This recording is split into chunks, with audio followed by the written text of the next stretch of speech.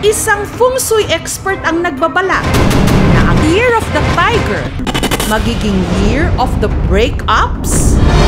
Kaya kahit patapos na ang taon, may ilang gusto pa ring makasiguro para makontra ang babala.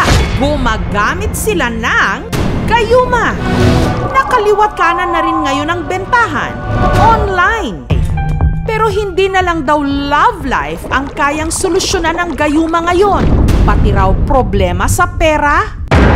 Gaya ng tinatawag na gambling set o gayuma sa sugal. Ibinibenta naman online ng faith healer na si Kino, na mas kilala bilang si Kalbolario. Maraming nagtatanong sa akin kung meron ba daw akong anting-anting sa sugal. Kasi lagi daw akong nananalo at laging nagka-cash out. Sabi ko sa kanila, meron akong agimat sa sugal na kapag ginamit nyo ito, hindi kayo matatalo sa online sabong. Tapos ayun, sabi nila, igawa ko din daw sila para naman makabawi sila sa talpak. Sabi ko na lang sa kanila, sige, gagawa ko kayo. Tapos ayun, doon na nagsimula yung pagninegosyo ko ng anting-anting. Ang kanyang gambling set nakalagay sa red pouch ang lucky coin na swerte raw sa mga card games at loto. Ang lucky chicken na lucky charm naman daw sa sabong. At ang lucky horse na swerte raw sa karera ng mga kabayo. At para raw siguradong tatalab ang gayuma, meron pa itong orasyon mula sa itinuturing na patron ng swerte. Parang alahas lang din po sa katawan. Pwede din gawin na pagpurma. Kasi sabi ng iba, nakakagawa po daw. Pero siyempre, ang bisa talaga nun ay siswertehin ka talaga sa sugal. Lalo na sa online sabong. Ang kadalasang suki raw ni Kino, mga OFW. Bawat set, ibinibenta niya sa halagang 1,500 pesos. Sa katunayan po, hindi po talaga 100% na effective yung gayuma ko. Surtihan lang din po talaga. Kung malas ka ngayong araw, bumawi ka na lang bukas. Basta talpak lang ng talpak hanggat may ari-arian pa kayo. Darating din ang araw na makakabawi din kayo.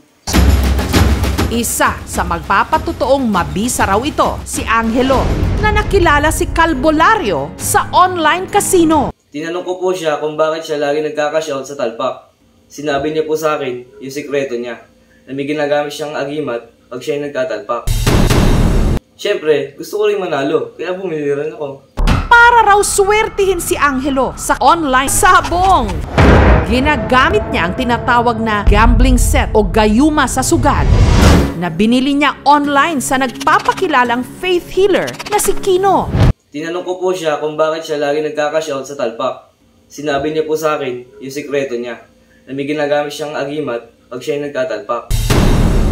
Pirmi lang daw itong nasa loob ng kanyang bag. Hindi rin daw niya ito ipinapahiram sa iba para hindi mawala ang talab. Sa tuwing hawak nga raw ni Angelo ang kanyang gambling set, parati raw siyang siniswerte sa sugal. Katunayan, 13,000 hanggang 15,000 pesos ang kanya raw napapanalunan kada araw.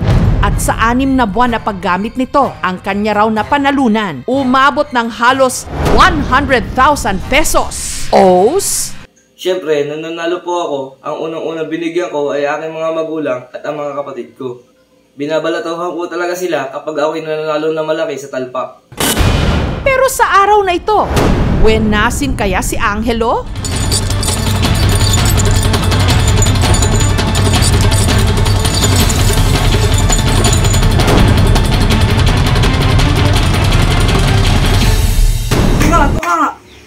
Mukha ka! Walang yan naman. Lalo na, natalo pa. Siyempre po malungkot kasi talo po ako ngayon. Pero siyempre, iniisip ko na lang na baka hindi ito yung araw ko. Baka po bukas, suswertehin na ako. Basta po ang nasa isip ko na lang ay talpak ng talpak hanggang may ari-arian. May ilan na din talagang naging swerte. Nung bumili sila ng agimat sa sugal na ginawa ko. Yung iba nga, bumalik sa akin. Para ikwento lang, na effective talaga yung agimat. Yung isa nga, sabi sa akin, nakabili daw sila ng brand new ng tricycle. Pero, dati pala sila nakamontero ng kotse. Yung isa naman, nakabili ng brand new na bike. Pero, dati daw siyang may motor na NMAX. Yung isa naman, sabi niya, nagkaroon naman siya ng pambayad sa upa ng bahay. Pero, yun pala, meron pala sila dating sariling bahay. Yung isa naman, nakabili daw siya ng malaking aquarium kasi gusto daw niya mag-alaga ng isda. Yun pala, dati pala siyang may-ari ng fish pond. May mga kabataan ding pumunta dito sa akin at sinabing nakabili daw siya ng iPhone 5s. Kinongrats ko pa nga yung bata. Sabi niya sa akin, hindi daw siya sanay na gumamit ng iPhone 5s. Masanay daw siya sa dati ng cellphone na iPhone 13 Pro Max. Ito naman ang pinakahinangaan ko sa lahat na ng kwento sa akin. Nakapag-travel na daw siya kung saan-saan na lugar. Dahil nagtatago siya sa mga inutangan niya. Pagdating pa lang ng mga Kastila, sila po nagturo sa mga Pilipino ng sugal. Sa totoo lang po kung ano iniisip nyo. Tapos wala naman kayong isip. Di wag na kayo mag-isip. Bali ang may papayo ko lang po sa mga naniniwala sa swerte. Kaya wag po kayo maniniwala sa swerte. Malas po yun. Nakaugat na sa ating kultura ang paniniwala sa mga gayuma. Pero hindi ba't lahat naman ng bagay sa pag-ibig o pera man, mas masarap kung bago mo makamtan, yun talagang pinag-effortan at pinaghirapan.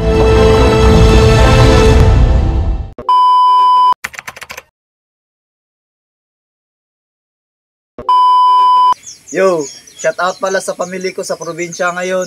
At shout out din pala sa tatay ko, sa nanay ko, sa mga kapatid ko. At shout out din sa mga tropa ko dito sa Corba. At shout out din sa kapitan namin na si Alan Expression. At shout out din pala kay sa team Paru-Paro G at team Sopas. At shout out din paring Riniel, shout out din kay paring Ivan. At shout out din kay Boss Bungbong Mamoyak. Ay shout out din kay Boss Rinan. Shout out din kay Totoy Hans. Shout out din kay Bato. Shout out din pala kay Boss Iyong, kay Ate Maya. Shout out din kay Ate Jibil. Shout out din ka pala kay Boss Rocky. At shout out din kay Tongit. Shout out din kay Apay. Shout out din kay Joris. At shout out din kay Boss Bawi. Shout out sa mga Tempo Gadlawin.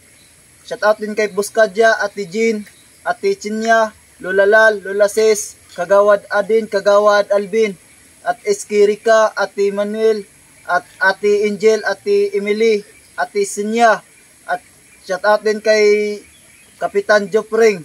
Shout out din pala sa akong tiyuhin na si Jerry Punay, si Jimmy Punay.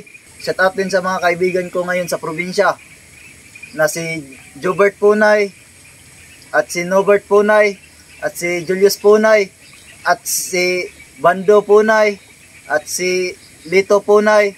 At shout out din pala sa kaibigan ko na si Jobert Tagalog. Huwag niyo makalimutan mag-like, mag-share, mag-subscribe sa aming YouTube channel. Maraming salamat po.